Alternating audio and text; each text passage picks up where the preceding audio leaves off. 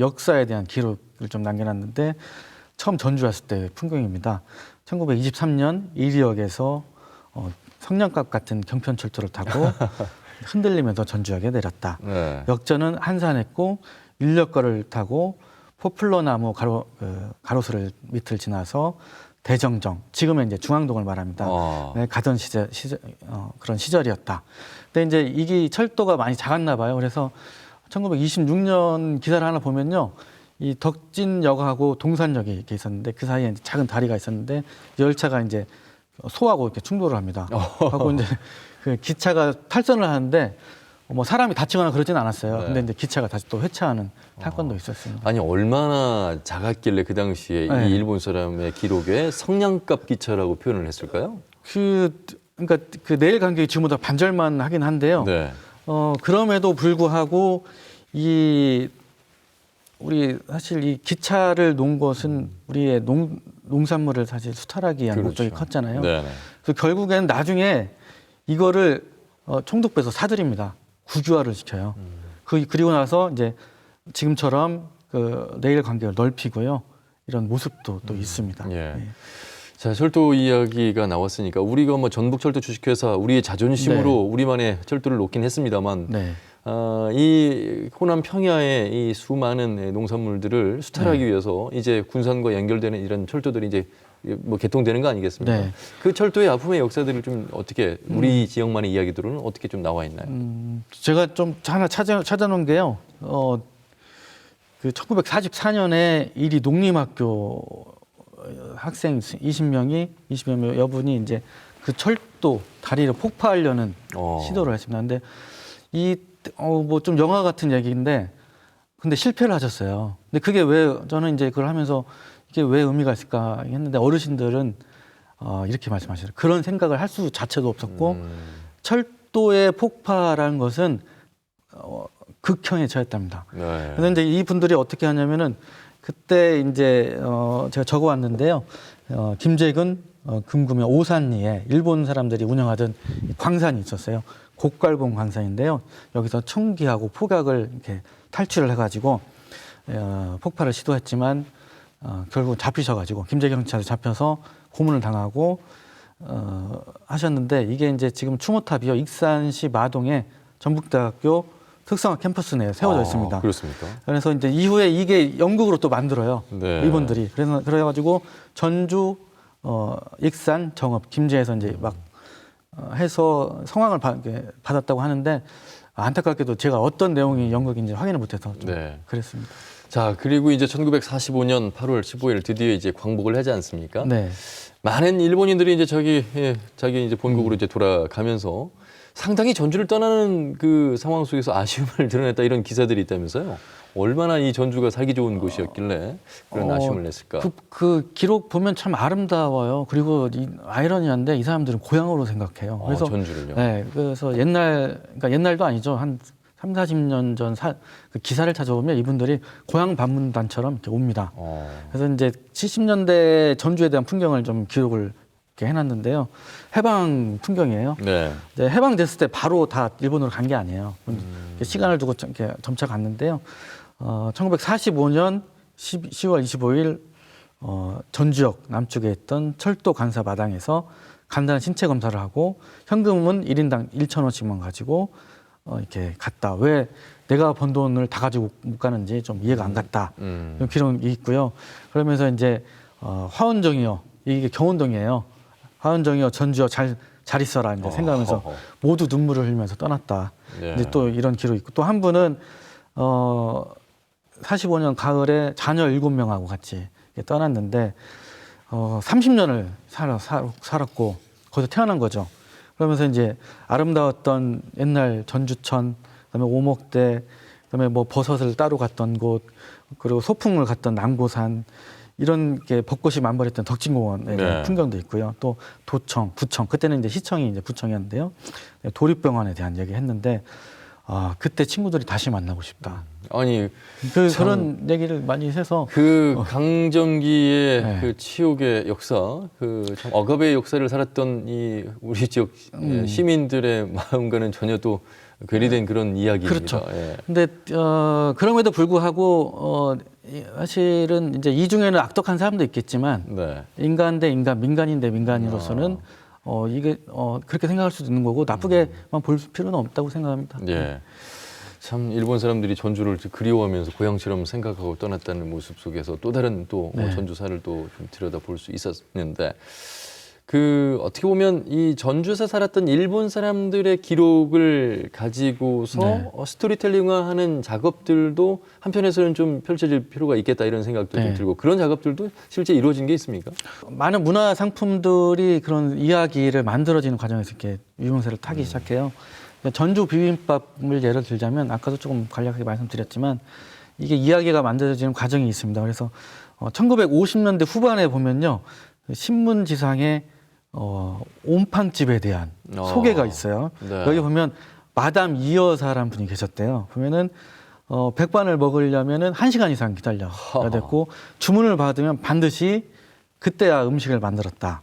그런데 이제 몇 년이 지나고 이제 1963년 10월이 되면 이런 기사가 있어요. 네. 없어진 명물 온팡집에서 경원동의 그 한 구석에 이제 68세 이숙자라는 여사가 이제 전주 비빔밥의 특색은 표고자장. 저는 이제 처음 들었는데요. 네. 들었습니다. 이거 지금도 있는지 모르겠는데 버섯과 쇠고기로 장조림한 간장으로 그리고 고기 국물을 이렇게 같이 밥을 비비는데 전주 비빔밥의 특색이 있다. 지금하고는 좀 다르죠. 그리고 이제 우리 고장의 별민 그 나물을 얻는다. 그래서 이제 꼬들빼기 김치도 나오고 그래요. 네. 그다음에 이제 고록조에 대한 얘기도 나오고 그게 일품이었다고 얘기하는데 이제 그 할머니가 이런 얘기를 합니다. 우리 집 처마가 낮아서 도백들도 이제 절을 하면서 네. 왔다. 이제 도지사도 이제 절하면 들어왔다는 얘기죠. 그런데 이제 69년이 되면 또 새로운 이야기가 등장을 합니다. 이게 이제 완산동의 용모리고개에 사시던 어르신의 얘기인데 동학 농민혁명하고 이제 그 쪽에서 나온 얘기예요.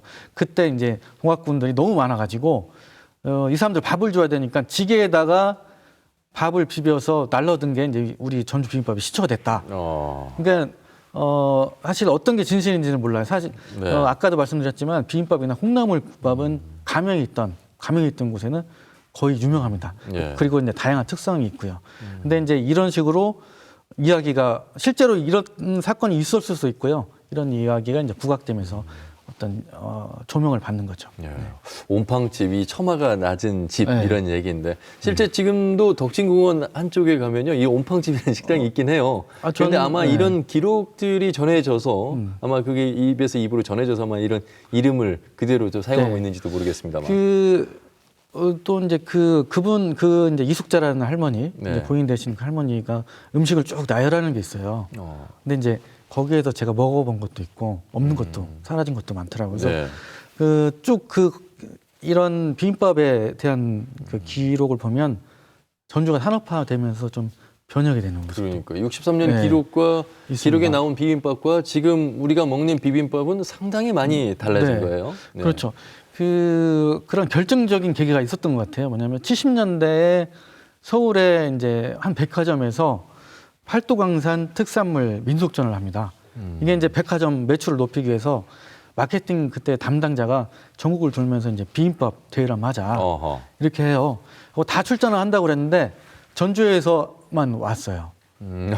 그래가지고 이제 그랬는데 의외로 매출에 굉장히 도움이 됐고 네. 그러니까 이 백화점에서 어떻게 하냐면요. 그 다음에 백화점 팔기 시작합니다. 그래서 이제 그릇은 노스에서 새롭게 그때 유행했던 스테인리스 그릇으로 하고요. 그러면서 이제 유명세를 이제 타기 시작을 하면서 하는데 1975년 기록을 보면 우리가 이제 보면 지금도 맛이 변했어. 이랬었대. 그런데 이미 75년에도 이런 기사가 있어요. 네. 공업화 바람에 이제 고도어 이제 탈바꿈하는 전주라는 기사인데 비빔밥이 사라져 가고 있다. 또 얼치기 콩나물 국밥만 남아 있다. 이런 기사인데 1976년에 보면은 그 신문 기사에 양지머리로 밥을 내서 맛있다는 그 기사가 있어요. 네. 갖고 이제 이 조리법이 문화재청에도 이제 전통적인 레시피로 기록이 되는데 사실은 이게 최근 연구에 따르면 그 만들어진 겁니다. 그때 이제 그 이 백화점 대회에 나갔던 그 할머님이 농담으로 하시는 얘기인데 네. 이게 이제 정말인 것처럼 기록이 된 거예요. 그래서 이렇게 보면 문화 원형이라는 것은 사실 개념적인 표현일 뿐이지 개념적인 거고 사실 원형이라는 것은 존재할 수가 없는 있잖아. 어떻게 보면 허구적인 겁니다. 그래서 문화는 계속 변형되고 새로운 게 이제 발견되고 거기서 이제 의미를 더 찾는 게 중요하다는 걸 좀 많이 말하고 싶어요. 그렇죠. 모든 현상들을 다 기록할 수 없는 것이기 맞습니다. 때문에 네. 그렇죠. 그렇기 때문에 우리가 여기에 이제 어떻게 의미를 부여하고 어떻게 해석을 네. 하느냐 이런 이제 숙제가 이제 남아 있는 것이 역사가 아닐까 싶은데 네. 참 이렇게 기록과 구술을 통해서 전해 내려온 것들이 많은데 먹는 뭐 음식 이야기도 했습니다만 특산품 또 명인 이 사람에 대한 이야기도 좀 궁금해져요. 네. 이런 기록들도 좀 많이 있습니까? 대표적인 게 그러니까 비빔밥도 있지만 이미 일제 강점기에 산업화를 한 게 좀 있어요. 네. 전주 부사에 보면은 부채와 우산이 있습니다. 어. 그러면 거기에 보면은 그 부채 장인의 이제 낙죽을 했던 분들의 이름이 써 있고 또 동학 교도들이 이제 동학 농민혁명 후에 이제 진압이 되면서 남구산으로 이렇게 숨어 들었는데 네. 이때 우산을 만들기 시작해서 전주 우산이 유명해졌다라는 어허. 기록도 있고요. 또 전주의 경기전이 유명하잖아요. 근데 300년 전, 그러니까 지금으로 하면은 370년 전에 경기전 용인들, 지금 말로 하면 일하는 사람들이 이 대나무 뿌리에 종이를 붙여서 만들던 우산이 있었다. 네. 하는데 이런 거에 대해서 이제 제가 조사를 하려고 좀 어르신들 많이 찾아보고 여쭤봤는데 찾을 수가 없었습니다. 그래서 그 전주의 부채 장인분들은 문화재 보호법 때문에 오히려 이 부채 장인들한테 해가 됐다 그런 말씀 많이 하세요. 왜냐하면 같이 이제 똑같이 부채를 만들었는데 이 친구는 어느 날 문화재가 돼서 어허. 그게 원형이 되고 나는 안 되니까 이제 기분도 나쁘지만 나는 안 한다. 그렇게 된 부분도 있고요. 또 하나는 제자들을 똑같이 길러도 지정은 한 명만 되잖아요. 네. 그러니까 이 친구는 나를 전수받은 원형이 되고 똑같이 배운 사람은 그게 아닌 거예요. 그러니까 그래서 이제 지난 3일 이번 달 3일에요. 새로운 문화재 보호법이 이제 시행이 됐습니다. 그래서 네. 이런 문제점을 보완하고 이제 문화적 다양성을 이렇게 포함하는 그런 유네스코 규정이 있는데요. 이런 문화재 보호법이 만들어졌습니다. 그래서 아까도 말씀드렸지만 이런 무형 문화 자체는 사실 내가 스승한테 정말 잘 배워서 똑같이 해도 네. 그거를 재현하는 순간 사실 변형이 될 수밖에 없거든요. 그러니까 원형이란 말은 그냥 개념적인 말일 뿐이죠. 네. 뿐입니다. 자, 전주의 부채와 우산을 만들어서 그 당시 인기를 얻었고 이 인기가 얼마나 대단했으면 바로 해외로 수출될 정도였다고 나오니까. 네. 사실 그게 저는 참 신기했어요. 뭐냐면 좀 경이로웠다라고 할 수 있는데 이거를 혹자는 일제 강점기에 유정자들이 조합을 만들어서 착취를 했다고 하지만 뭐 그렇게 해석할 수도 있겠죠. 그런 부분도 있었겠죠. 그런데 사실 전주에서는 유지들이 자체적으로 이런 운동들을 많이 합니다. 조합을 많이 만들고요. 그래서 보면은 1936년에요. 전주에서 한 해에 우산이 30만 개, 허허. 그리고 부채는 100만 개를 생산해서 네. 그때는 조선이라는 편을 썼는데 전부 다 시장을 독점을 합니다. 이게 그런데 태평양을 건너서 하와이, 중국, 홍콩 이게 다 대만까지 이렇게 수출이 되고요. 재밌는 기사가 하나 있는데 크리스마스 선물로 많은 귀염을 받고 있다. 이런 게 있습니다. 그리고 그러다 보니까 이제 1930년 7월부터는 전라북도 도에서 이제 품질을 향상시키기 위해서 이제 전수조사를 다 합니다. 일일이 전부 하나씩 하고 또 그때 만들어진 조합이 제산조합인데요. 우산과 이제 그런 걸 만드는 조합인데 부채를 만드는 조합인데 전부 수거를 해서 판매를 하고요. 이제 38년에는 미국에 수출하던 걸 이제 개량을 하겠다, 현대적으로 만들어야겠다 해서 네. 하는데 이 같은 해 여름에 이 전주 단선 대기염이란 기사가 있어요. 250만 개를 다 해서 다 품절을 하는데 39년에는 이 조합에서 3개년 계획을 세우고요.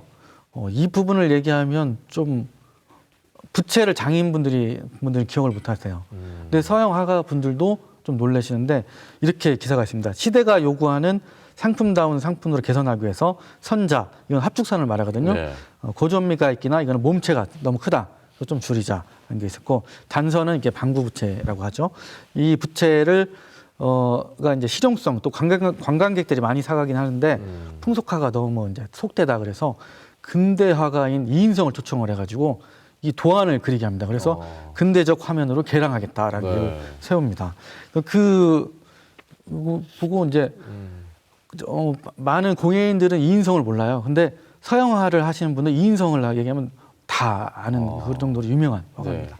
아니 이렇게 우리의 전주 네. 부채 우산이 뭐 미국에 수출됐던 네. 때가 1938년이니까 사실 요즘에 우리나라에 무슨 데이 해서 뭐 그렇죠. 정체성 없는 상품들을 우리가 지금 뭐 사게 되는 그런 이제 현상들을 보게 되는데 우리의 이러한 전주의 부채와 우산의 어떤 상품성 네. 이런 것들을 또 역사성 이런 것들을 통해서 상품화하는 것이 또 우리가 해야 될 또 숙제가 아닐까 이런 생각도 들고요.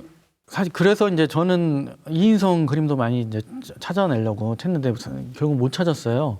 근데 이제 부채에 대한 기록을 이렇게 보면서 제가 아까 말씀드린 정도가 이렇게 단서 정도가 다예요, 사실. 그래서 이제 전주 문화의 수수께끼다 이렇게 했는데 어떤 그런 기념일도 있지만 신미성, 부채가 아닌 신미성을 찾아야겠다. 또 비평도 있어야지 계속 만들어질 거 아니에요. 그렇죠. 예술 작품이 되기 때문에 그래서 2012년에는 신바람 나는 부채 이야기라는 책을 이제 만들어서 이제 그런 아름다운 부채를 찾아서 수록도 하고 또 비평도 좀 이렇게 수록을 했고요. 네. 또 하나는 이인성 그 분은 이제 한국이 낳은 인상파학으로 이제 천재학으로 알려져 있어요. 이분 이제 대구 출생이신데 그쪽에서는 또 뭐라고 하냐면 전주에서 이렇게 활동한 걸 또 모르세요. 네. 근데 2011년에 이인성 화벽의 이제 100주년 탄생 100주년 기념전을 국립현대미술관에서 했어요. 그래서 그 전해에 사료 수집회를 이렇게 했습니다. 그래서 이제 제가 전해를 했죠.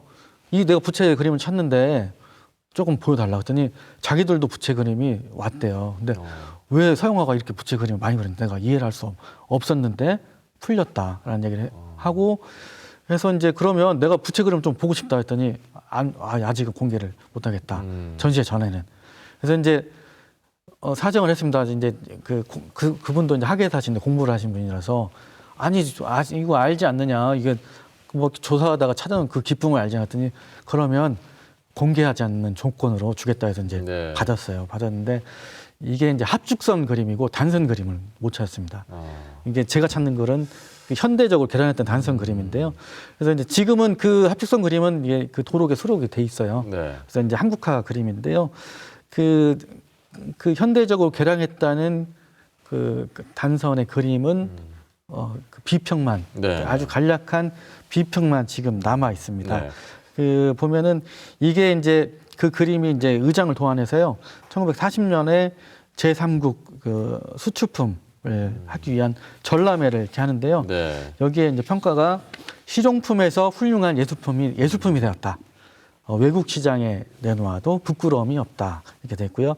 단선의 모양에 전북의 명소, 또 풍속, 역사 등을 이제 도안했기 때문에 더욱 그 미술적 가치를 높일 것을 기대된다라고 이렇게 기록을 하고 네. 있습니다. 그런데 이제 어디선가 꼭 찾고 싶어요. 그래서 지금 그 말씀하신 내용 들어보면 전주 부채와 우산이 그렇게 당시 유명세를 탔는데 네. 그 유명세와